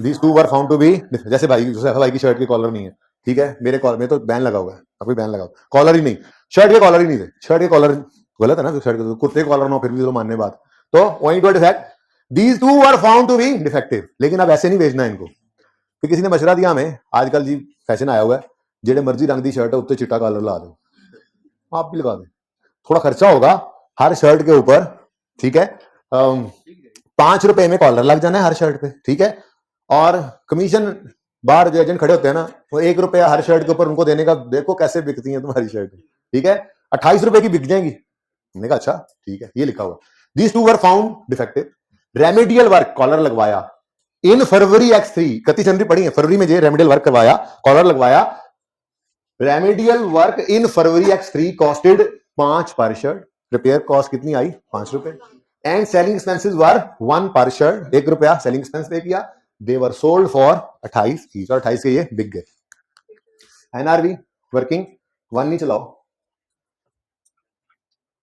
एनआरवी ऑफ शर्ट्स जी बच्चों, एस्टिमेटेड सेलिंग प्राइस क्या है? अब 800 शर्ट्स हैं और हर एक 28 की बिक गई, बिक जाएगी 22,000 लेस, लेकिन बातें मत करो बेटा, लेकिन इन्हें सही कराना पड़ेगा, 5 रुपए ईच पर 4,000 इस पे खर्च हो जाएगा, और कमीशन भी देना पड़ेगा 800 रुपया। एस्टिमेटेड सेलिंग कॉस्ट 800 इंटू ₹1 और टोटल 17,000। अच्छा बच्चों एक बात बताऊं आपको, डैमेज हो जाने का मतलब 17,600 बोला ना, यानी एनआरवी टेस्ट लगाने का मतलब ये लाजमी नहीं है कि लॉस आया ही है, ठीक है। ये जो आपको ऑफ ऑफ लगा के रखा होता है उन्होंने, वो क्या चीजें नुकसान पे बेच रहे होते हैं, उनके इतने मार्जिन होते हैं, 100 की चीज खरीद के पहले आपको 200 की बेचते थे, अब वही उन्होंने 100 की चीज 120 की लगा दी, ठीक है। जब मौसम था, जब नई थी चीज, ज्यादा पैसे थे, जब मौसम गुजर गया, चीज पुरानी हो गई तो ऑफ कर दिया, अब वो ऑफ में नुकसान कोई भी नहीं कर रहा होता, मैक्सिमम क्या होगा, कॉस्ट पर ही वापस कर देंगे, यार पैसे वापस आ जाए, ठीक है ना। तो जरूरी नहीं है कि आपकी शर्ट्स अगर डैमेज हैं तो नुकसान ही देके जाएंगी, आपने कॉलर कूलर लगाए और कमीशन वगैरह तो दिया, और स्टिल आपने थोड़ा सा प्रॉफिट फ्यूचर में कमा लेना। जब फ्यूचर में प्रॉफिट कमाना है तो फिर इधर देखो, आप एनआरवी पर, उसको एनआरवी फ्यूचर में ये 1,600 रुपए दे जाएगी ये शर्ट्स, आपने लोअर पे ही रखना है, आप फिर इसको कॉस्ट पर ही रखें, आपका ये स्टॉक का जो आइटम है ये अब एनआरवी पे नहीं बल्कि कॉस्ट पे नजर आएगा, और कॉस्ट है 16,000, ठीक है बच्चों। तो जरूरी नहीं है आप एनआरवी टेस्ट लगाएं तो आपकी एनआरवी ही लोअर आए, कभी कभी ऐसा भी होता है ये टेस्ट फेल हो जाए और कॉस्ट पर ही पड़ा है। बस टोटल करें और स्टॉक निकाल लें, खुदा का खौफ करें, जो बाकी स्टॉक है वो कहां जाएगा, वो स्टॉक नहीं है। हाँ, इसको नहीं भूलना, प्लीज नहीं भूलना, रिमेनिंग स्टॉक भी तो पड़ा है, रिमेनिंग स्टॉक किसका है, वो भी तो हमारा है, ये 8 मोबाइल भी तो पड़े हैं जी। अब इनकी कॉस्ट निकलेगी कैसे, total cost minus minus is equal to, तो बैलेंसिंग बेसिकली यहां पर निकाल ली हमने रिमेनिंग की कॉस्ट जी। तो 84,700 माइनस 32,000 माइनस 16,000, 236,700। अब ये गुड स्टॉक है, इसके बारे में कुछ नहीं बताया, एनआरवी टेस्ट एप्लीकेबल ही नहीं है, ये 2-3 जुराबें होंगी भाई क्या है जी। तो total 281,200। Now this is value of closing stock and this figure will appear in statement of financial, ये जाएगी फाइनेंशियल स्टेटमेंट्स में, जिसकी एंट्री होगी stock debit cost of sales credit.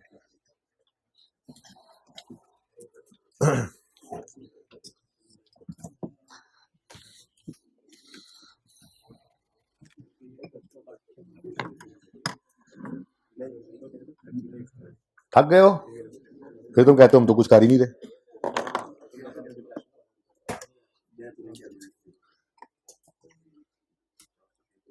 नहीं, ऑनलाइन वाले बच्चे ना बहुत नाजुक मिजाज हुए होते हैं, क्योंकि वो दूर होते हैं, उस्ताद के पास नहीं होते। फिर छक्के मारे तो नहीं नहीं, वो खेलते तो रोज है ना ले आए जी।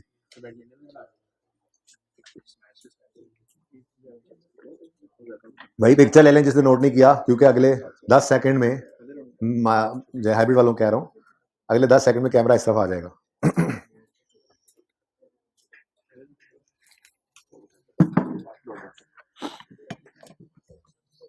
वो कहते हैं हमारा रिजल्ट भी अनाउंस किया करें। हाँ सही कहते हैं लेकिन उनके ना पेपर्स आते रहते हैं, नहीं वो इकट्ठा टेस्ट नॉर्मल दे नहीं रहे होते, कोई बच्चा कभी दे रहा है, कोई कभी दे रहा है, कोई दे रहा है। अच्छा जी ले आए भाई, 10 सेकंड कहते हैं, हमें भाई 20 सेकंड हो गए यार। ये 5 होमवर्क में करना है आपने, ठीक है, 6 तो हमने पहले किया हुआ, 5 होमवर्क में करना है आपने, ये 4 जैसा ही है।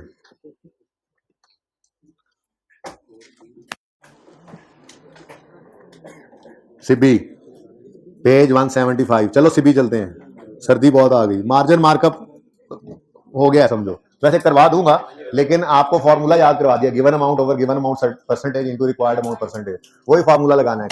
छोटे छोटे सवाल है, वो ऐसा कोई टॉपिक नहीं है कि इन्वेंट्री की तरह से 2 दिन खपना पड़ेगा हमें, वो अब जिस सवाल के अंदर आएगा ना मैं वहां पर भी सिखाऊंगा और साथ ही 2 सवाल वहां मार्कअप मार्जिन के भी साथ ही करा के पढ़ा दूंगा उसको। जी बेटा चुप करें जी। 2 एनआरवी कैसे होंगी बेटा, बेटा ये मार्कर है, ये पेन है, ये मुझे कॉस्ट किया लेट से 10,000 का, ये या 8,000 का फ्यूचर में बिकेगा या 7 का बिकेगा, तो एक ही एनआरवी होगी ना।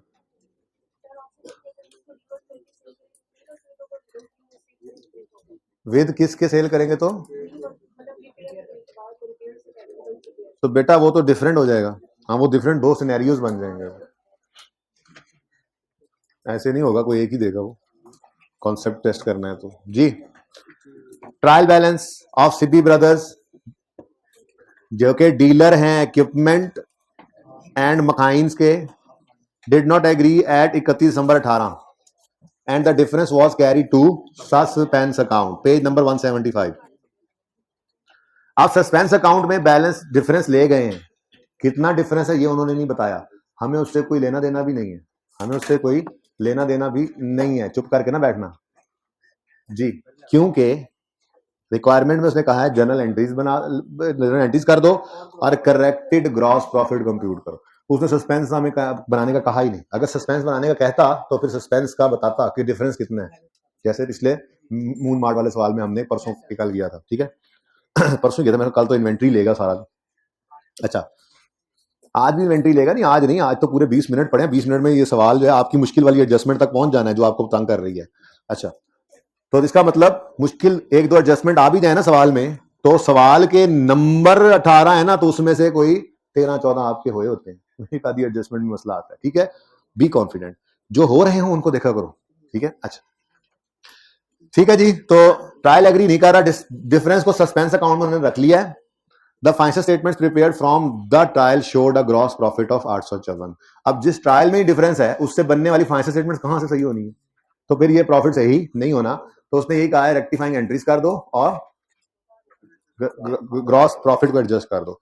अच्छा, ग्रॉस प्रॉफिट ये कल बताऊंगा क्योंकि कल मैंने टाइम थी वाला सवाल करना है। वैसे इतना तो पता है ना आपको कि sales less cost of sales, जिसमें स्टॉक्स पड़े होते हैं, परचेजेस और स्टॉक पड़ा होता है, और फिर जीपी।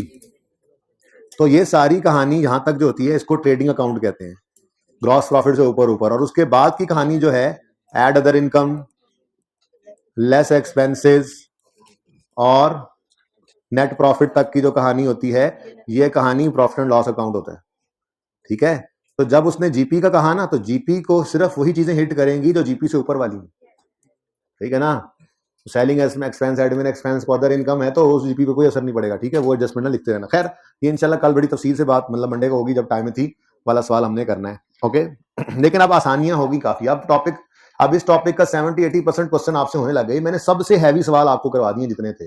पीछे सवालों में कोई जान नहीं है, एक दो एडजस्टमेंट बस। हर एक में जान वाले सवाल यहीं से शुरू हुए थे, जान वाले सवाल तो 13 से 13, 14, 15, 16, 17, 18 प्लस टेस्ट का ये सवाल, स्टार जो स्टार पीएलसी स्टार वाला स्टार ट्रेडर था, जो भी नाम था, स्टार था, सर सब था, हाँ कोई इस तरह का नाम था। ठीक है, ये सवाल भी बड़ा अहम है, और जो टर्म टेस्ट में आएगा वो सवाल, बस ये सवाल डाल के टोटल आपका पैकेज बन जाएगा करेक्शन ऑफ एरर के टॉपिक का। ये सवाल आपके तैयार है इंशाल्लाह। ये टॉपिक में मैं ये नहीं कहता 100% मार्क्स आएंगे, बट मैं ये जरूर कह सकता हूँ कि 70% तक मार्क्स आ जाएंगे। तो ये बहुत होते हैं किसी भी टॉपिक के अंदर। ठीक है, 100 भी आ सकते हैं, but to be on safe side 70%। Suspense account बनाना हमने सीख लिया, profit and loss account adjust करना प्रॉफिट को हमने सीख लिया, इंपैक्ट भी देख लिया, प्रॉफिट एंड एडजस्टेड को एडजस्टेड करना भी सीख लिया, अभी और भी करना है। बैलेंस शीट गलत वाली को सही करना हमने सीख लिया, करेक्टिंग एंट्रीज हम कर रहे हैं। तो इससे ज्यादा और कोई पॉसिबिलिटी है नहीं जिस तरफ जाए। इंशाल्लाह पासिंग मार्क्स ये सवाल दे देगा आपको इन सवालों करने के बाद। कितने दिन हो गए वैसे हमें ये करते हुए यार? करेक्शन वगैरह जिस दिन शुरू हुआ है, हफ्ता हुआ है। वेरी गुड, आपकी बहुत अच्छी परफॉर्मेंस रही है अगर आपको समझ आ रहा है तो। ठीक है, अब अल्लाह करे मंडे को बाहर मैंने स्टेटमेंट इक्विटी की बुनियाद डालनी है। स्टेटमेंट ऑफ इक्विटी में डिविडेंड कितनी किस्म के होते हैं, उनकी एंट्रीज कैसे होती हैं। जिस जगह पे मैं देखूंगा ना कि मुझे आधा घंटा 20 मिनट चाहिए, 25 मिनट, तो मैं ये सवाल ही ऐसे हैं किसी भी एडजस्टमेंट पे रोक दो। मैं इसलिए तो यहाँ पे कर रहा हूँ, किसी जगह पे रोक दूंगा, अगले दिन वहां से आगे शुरू कर लूंगा। तो मैंने मंडे को इंशाल्लाह स्टेटमेंट इक्विटी की बुनियाद डाल देनी। ट्यूसडे, वेडनेसडे और थर्सडे, इन 3 दिनों के अंदर वो topic full fledge exam level पर, ठीक है, और टर्म टेस्ट के अंदर statement of change in equity भी होगा। ठीक है, बिग टाइम। ओके भाई, प्रैक्टिस साथ साथ करो, मैंने कह दिया था पिछले की तैयारी कर लो, प्रैक्टिस साथ साथ करो। Correction of error, statement in equity, ये पेपर में है, मैं मशवरा नहीं मांग रहा हूं, ये है। इतना आसान टॉपिक है कि आप कहोगे जब हम कर रहे होंगे ना, आप कहोगे अल्लाह ये तो लाजमी हो, इसलिए तो नंबर मिलने हमें, बाकी को मिले ना मिले। कैसी बात करते हो यार, सवाल कर लें। During review following errors were पता लगे। A sale invoice of 24 was debited to, वो बाद में देखते हैं, पहले बताओ original entry. Sale invoice entry होती है डेटर डेबिट सेल क्रेडिट 24 से। देखो एक बात एंड वाली पढ़ लिया करो पहले से आके, अगर इन्फॉर्मेशन कोई दी हो तो। SB uses periodic inventory method. अच्छा, office machines are depreciated at 10% from month of addition using reducing balance. Control accounts are not maintained, यानी इंडिविजुअल अकाउंट्स बनते हैं, कंट्रोल अकाउंट नहीं बनाते। ठीक है, अच्छा सेल इनवॉइस 24 की थी, यानी debtor debit, debtor control debit नहीं किया मैंने, डेटर डेबिट सेल क्रेडिट। ठीक है, was debited to debtor account as 42। ये क्या बनाया उन्होंने? अच्छा ये तो अभी बनाया, was debited to debtor's account as 42। लेकिन सेल्स के बारे में तो खामोश है ना, उससे सेल्स। ये ओरिजिनल रॉन्ग सवाल के अंदर गिवन सोल्यूशन में नहीं थी, इसलिए मैंने ये पिछली क्लास में डिब्बा बना लिया, और यहां से फिर सिर्फ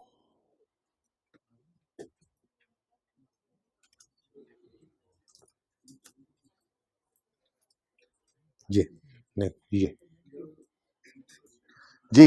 अब ओरिजिनल रॉन्ग हमारे सामने है रेक्टिफाइंग सॉल्यूशन में। डेटर डेबिट हमारा 24 से हो गया 42 से ज्यादा डेबिट हो गया। कितना ज्यादा डेबिट हुआ है? 18 से ज्यादा डेबिट हुआ है, तो डेटर को सही करने के लिए कर दो 18 से क्रेडिट, और सेल्स क्रेडिट होना था 24 से, हो गया क्रेडिट 24 से ही, कुछ नहीं करना, तो अब एंट्री पूरी करनी है तो सस्पेंस को डेबिट। Done, next. मुश्किल एडजस्टमेंट होती है सवाल में, कब कह रहा हूं नहीं होती है, लेकिन आसान भी तो होती है। तो किसी भी सवाल पे अड़ जाओ, जब कैश फ्लो का सवाल करेंगे बैलेंस हो जाती है, पता लग जाता है सवाल सही है या गलत। नहीं बैलेंस हुई है 2 मिनट में देखो, नहीं समझ आई तो आगे चलो। क्योंकि 10 मिनट लगा के 2 नंबर वहां से निकल भी आए तो वही 10 मिनट में अगले सवाल में 10 नंबर मिलने थे। ठीक है ना, हर सवाल में आसान नंबर होते हैं, वो पहले ले लो, छोड़ो मत। जो एडजस्टमेंट मुश्किल लगे याद करते हैं तुम्हें आगे चलो। सवाल 2 दफा पढ़ के शुरू करना है तो पहले ही बता होता है कि ये 2 3 4 5 6 ये आसान एडजस्टमेंट्स है, पहले फटाफट उनको फटका दो, नंबर सही लिख लो बस। उसके बाद मुश्किल पर टाइम लगाओ, और 1 2 जो बच जाए टाइम पूरा हो जाए आगे चलो, ऐसे पर्चा पास होता है। ठीक है, अच्छा sorry, a purchase of 23 was entered in purchase day book as 32। अगली बात अगर ना लिखी होती तो मैं पहले बता दूं कि क्या होता, ठीक है ना। परचेज डे बुक में एंटर हो जाने का मतलब है डबल एंट्री ही पूरी की पूरी दोनों तरफ गलत हो गई, ये याद रखना। परचेज डे बुक में एंट्री होती है ना, वहां से फिर डबल एंट्री पोस्ट होती है। कहां बनाया था ये, अगर एक चीज यहां पर गलत, सेल डे बुक में यहां पर ये गलत ही एंट्री आ गई, यहां पर सेल डे बुक में गलत एंट्री आ गई तो इस टोटल में गलत हो गई, गलत हुई तो दोनों तरफ गलत चली गई। तो अगर कोई यूं कह देना posted in sale day book as ऐसे, तो फिर डबल एंट्री ही गलत है। पर मसला ये है कि उसने आगे कुछ कह दिया, फिर मैं आगे वाली बात बाद में करता हूं, पहले इधर आओ। परचेज ऑफ 23,000 ओरिजिनल एंट्री तो करें ना, फिर देखते हैं हुआ क्या। परचेज ऑफ 23,000 है तो एंट्री होनी चाहिए परचेज डेबिट कितना 23,000 की, was entered in purchase day book as 32। अब इधर देखो, अगर इससे आगे कुछ ना लिखा होता ये भी तैयारी कर लेना, तो इसका मतलब ये था कि परचेज डे बुक में एंट्री हो गई है 32 से, और दोनों तरफ 32 करना था फिर। लेकिन उसने कहा बच्चे परेशान ना हो, ऐसी गलती को सोचना ना पड़े, उन्होंने कहा परचेज डे बुक में एंटर हुआ 32 और from there posted to creditor account as 3.2। अच्छा, तो उसने बता दिया है तो फिर हमने भी लिख दिया। अब आसान नंबर जी, परचेज डेबिट होना था 23 से, हो गया 32 से, ज्यादा डेबिट हो गया, कितना ज्यादा 9,000 से परचेजेस ज्यादा डेबिट हो गया। सही करने के लिए परचेजेस को 9,000 से कर दो क्रेडिट। नेक्स्ट, क्रेडिटर 23 से क्रेडिट होना था, सिर्फ 3.2 से क्रेडिट हुआ, यानी 19.8 से कम क्रेडिट हुआ, तो सही करने के लिए मजीद क्रेडिट, तो क्रेडिटर को 19.8 से क्रेडिट कर दो। अब सारा कुछ ठीक हो गया, कुछ बचा ही नहीं, तो फिर डेबिट किसको डाल दो, ठीक है, क्लियर। नेक्स्ट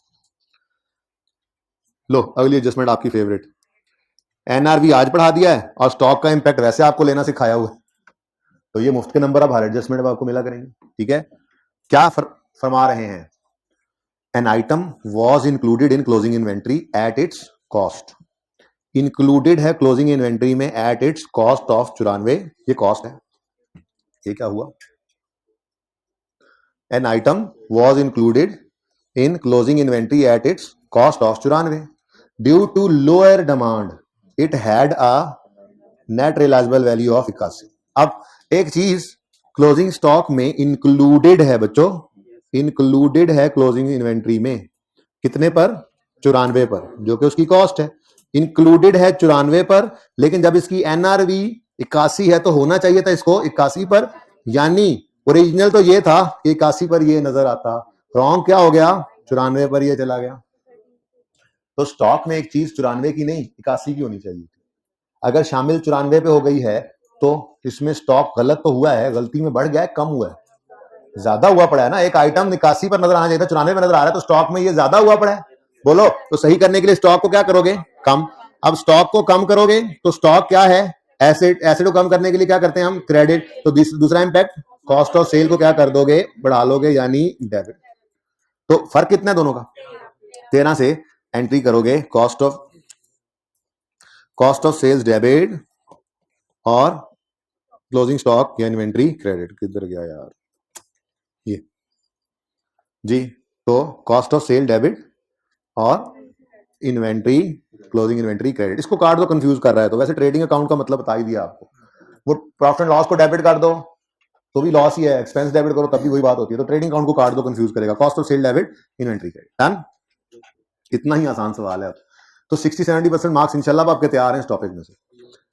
लो जी, सब टोटल अगले पेज पे गलत चला गया, सुभान अल्लाह, ये तो सस्पेंस वाली गलती है। सब total of 49 was carried forward as 94, तो वो बाद में देखते हैं। अब ये चीज क्या है, पहले ये देखो हुआ क्या है, सब टोटल 49 था, गलती से 94 हो गया, यानी कि ये जिस चीज का भी सब टोटल है ये ज्यादा हो गया गलती में, सही करने के लिए कम करना पड़ेगा। ठीक है, अब देखते हैं है क्या, बस in the sale day book में तो सेल्स आती है ना, सेल डे बुक में, सेल लेजर नहीं कह रहा कि डेटर की कंफ्यूजन लो, बता दिया था उस दिन, ठीक है ना, एमएम वाले सवाल में, मून मार्ट में। सेल है, सेल, सेल गलती से ज्यादा हो गई है, सेल गलती से ज्यादा है, सही करने के लिए कम करना है। सेल की नेचर क्रेडिट है। ओरिजिनल रॉन्ग कुछ नहीं होना भाई, इसका ओरिजिनल रॉन्ग कुछ नहीं होना। ये देखो मैंने थर्ड एडजस्टमेंट में भी ओरिजिनल रॉन्ग मैंने कहा था मत पास किया करो, कोई जरूरत नहीं है स्टॉक वाली में। और यहां पे कास्टिंग वाली में भी ओरिजिनल रॉन्ग कोई नहीं पास होती। डायरेक्ट सोचो, सेल गलती से ज्यादा होगी, ऐसा ही है। सेल गलती से 94 पे चलेगी ना 49 की बजाय, तो सेल गलती से ज्यादा रिकॉर्ड होगी।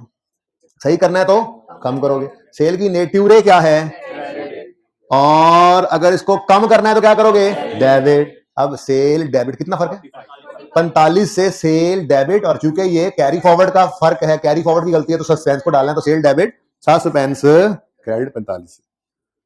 ठीक है, सही है। ये सारी बातें हुई हुई हैं, कोई नई बात अभी तक नहीं आई। ठीक है, ये नई बात है। क्यों बेटा, नहीं, सेल डे बुक में एंटर कहां से सवाल आ रहा है, सेल डे बुक में एंट्री गलत नहीं हुई, कास्टिंग एरर है। तो अल्लाह पूछ, खलो जा खलो जा खलो जा खलो जा खलो जा खलो जा, आ जा यार, आ जा यार, प्लीज यार, प्लीज यार, प्लीज। कहां गया ये देखो, examples of error which have an effect on suspense account में। कास्टिंग एरर डे बुक में हो या अकाउंट में हो, एक चीज। दूसरी चीज, closing of an account trial में नहीं गया। तीसरा, one total of one page in T account, गलती से नेक्स्ट पेज पे गलत चला गया। Total of day book ledger में पोस्ट नहीं हुआ। Opening of one account omitted, दूसरे में जाते हैं। तो ये कैरी फॉरवर्ड की गलतियां बेटा, ठीक है ना। तो ये हमेशा क्लोजिंग बैलेंस अगले पीरियड में ओपनिंग गलत हो गया, कास्टिंग एरर हो गया, मैंने कहा था इनमें हमेशा सस्पेंस को हिट करना। वो तो सिर्फ ये बात लिखी हो ना कि journal entry pass through sale day book गलत हो गई है, तो फिर डबल एंट्री का सोचना है, वरना नहीं। ठीक है, कहां थे हम और कहां चले गए। वो ये कभी नहीं भी समझ आती गल। खैर है बच्चों, यार अब मुझे मिल नहीं रहा। ये रहा, ये रहा, ये रहा, ये रहा भाई। ये वेरी इंटरेस्टिंग एडजस्टमेंट है, number 5, very very very interesting.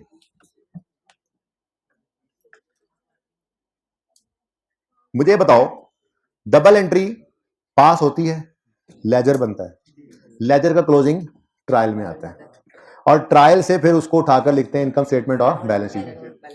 मेरा सवाल आपसे ये है कि ट्रायल में जो फिगर्स पहुंच चुकी होती हैं वो डबल एंट्री होकर पहुंच चुकी होती हैं, उनको ट्रायल से उठा के इनकम स्टेटमेंट में रखने की कोई एंट्री करते हो?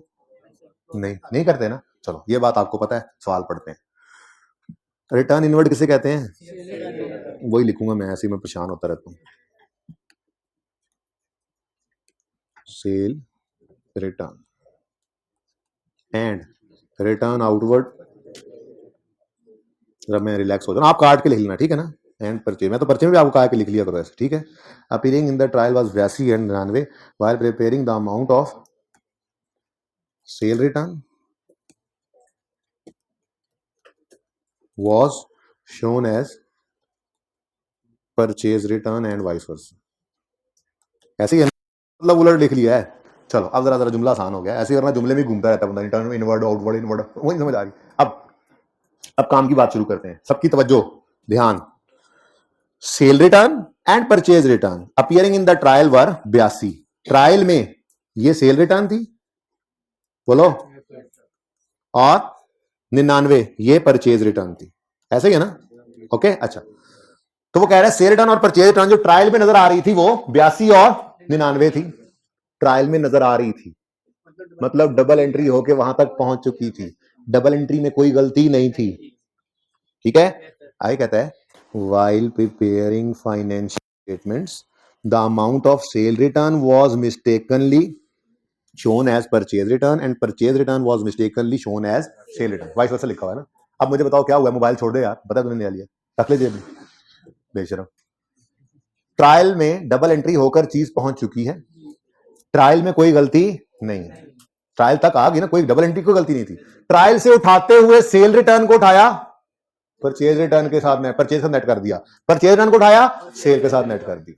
अब भाई मसला तो है ना, फिगर्स डिफरेंट है। बोलो, फिगर सेम होती फिर तो मसला नहीं था, फिगर्स डिफरेंट है, तो फिर डबल एंट्री में ना कोई ओरिजिनल एंट्री, ये होना चाहिए था भाई, कुछ नहीं, सही हुआ जो भी है, रॉन्ग कुछ नहीं है, इधर कुछ भी नहीं है। इधर देखो, रेक्टिफाइंग एंट्री भी कोई नहीं है, 5.5 नो एंट्री। एंट्री क्यों क्यों क्योंकि एंट्री होकर ट्रायल तक पहुंचा है। ट्रायल से उठाकर इनकम स्टेटमेंट में लिखने की क्या एंट्री होती है बेटा चीजों की? कोई एंट्री नहीं ना। आपने सेल को परचेज, सेल रिटर्न छोड़ो, परचेज सेल परचेज, सेल को गलती से परचेज लिख दिया, परचेज को गलती से सेल लिख दिया ट्रायल से उठाकर, तो क्या डबल एंट्री की गलती है? नहीं, बस सेल को परचेज किया, परचेज को सेल किया, तो उस डिफरेंस को खत्म करो। बात समझे हो? कोई एंट्री नहीं होनी है, लेकिन प्रॉफिट पे इंपैक्ट पड़ेगा। और प्रॉफिट के इंपैक्ट को सीखना पूरा एक लेक्चर लगा डाला था हमने, वो तो हमने पूरा एक लेक्चर लगाया था। वो ठहर जाओ, मिटा ही लेते हैं, दोबारा लिख लेंगे। ले बच्चों, मुझे बताएं, अब ये तो पता लग गया कि डबल एंट्री कोई नहीं है, रेक्टिफाइंग एंट्री कोई नहीं है, ठीक है। हाँ, प्रॉफिट पे इंपैक्ट है। प्रॉफिट पे इंपैक्ट क्या है अब ये देख लेते हैं। सेल रिटर्न की बात करते हैं। तो सेल रिटर्न थी 82, गलती से लिख दी है 99, ऐसे ही है। तो सेल रिटर्न गलती में ज्यादा सही, ज्यादा कर दिए, तो सही करने के लिए क्या करोगे? कम। सेल रिटर्न सही करने के लिए क्या करोगे? कम। अब मैंने कहा था इसको डायरेक्ट नहीं सोचना, सेल रिटर्न की कमी सेल का बढ़ना है, और सेल का बढ़ना प्रॉफिट को बढ़ा देगा। ये आसान हो जाता है काम, ठीक है। अब 99 और वो कितना, दूसरा कितना फर्क है? 17 से प्रॉफिट को क्या कर दो, सेल बढ़ रही है ना, प्रॉफिट को 17 से बढ़ा दो, ठीक हो गया। ऐसे ही दूसरी तरफ आओ, परचेज रिटर्न थी 99, गलती से 82 ले ली, तो परचेज रिटर्न गलती में कम ली। परचेज रिटर्न को सही करना है तो बढ़ाना पड़ेगा, बढ़ाना है तो उसका इंपैक्ट सोचो परचेज पे। परचेज रिटर्न का बढ़ना, परचेज की कमी। Purchase is an expense, expense कम हो तो प्रॉफिट, अमाउंट तो वही है 17। तो कोई ओरिजिनल रॉन्ग एंट्री नहीं, कोई रेक्टिफाइंग एंट्री नहीं, सिर्फ प्रॉफिट पे इंपैक्ट डालना है, क्योंकि ट्रायल से एक एक्सपेंस को इनकम और इनकम को एक्सपेंस बना दिया, ठीक है। यार ये मसला क्या है, यहां से कौन गुजर के क्यों गया? अच्छा, क्लास अभी तो नहीं ना शुरू हुई यार, क्लास तो चल रही है, वही है जी, सही है बच्चों। तो एंट्री नहीं होगी रेक्टिफाइंग, सिर्फ सेल को यूं ना, सेल रिटर्न को छोड़ो, यूं समझ लो, सेल की फिगर गलती से परचेज लिख दी है, इनकम स्टेटमेंट परचेज की फिगर सेल लिख दिया, तो बस वो फर्क को बदलना है। एक इनकम को एक्सपेंस बनाया, एक्सपेंस को इनकम बनाया, गलती से ट्रायल से उठाकर, डबल एंट्री तो सही हुई पड़ी थी, ट्रायल से उठाकर फिगर गलत लिख दी, तो उसका असर सिर्फ प्रॉफिट पे गलत पड़ा हुआ है, उसको सही कर लो। तो ये 17 जमा 17 जमा 17 ये नजर आ रहा है, ठीक है। और लास्ट ये अगली दो एंट्रीज को देखो। अब पहली अगली एंट्री जो है ना, इसका सिर्फ सोल्यूशन देख लो, मैंने सही कर दिया। वैसे क्या हुआ है, डिस्काउंट रिसीव्ड था, एंट्री होती है डिस्काउंट रिसीव्ड की, क्रेडिटर, डेबिट और परचेजेस, बेटा अब क्रेडिट होती हैं परचेजेस। मैं आपके लिए लिख देता हूं, डिस्काउंट रिसीव्ड इनकम जो आप करते थे ना, अब वो क्रेडिट जी। कितना? Discount received of 4.1 was posted to debit of discount allowed। Creditor के बारे में तो खामोश है ना, वो तो सही हो गया, लेकिन गलती से डिस्काउंट अलाउड को डेबिट कर दिया, जिसको अब हम सेल्स में डेबिट करते हैं। मैं आपके लिए डिस्काउंट अलाउड लिख रहा हूं, ओके। अब डेबिट होना था, क्रेडिटर ने 4.1 से हो गया, कुछ ना करो।